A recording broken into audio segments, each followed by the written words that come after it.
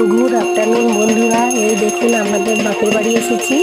এখানে আজকে রাজ পুজো আছে, তাই আগে এখানে নারায়ণের মন্দির হবে, তাই ভিত পুজো হচ্ছে, সবাই পুজো করছে, তাই আপনাদেরকে একটু দেখালাম।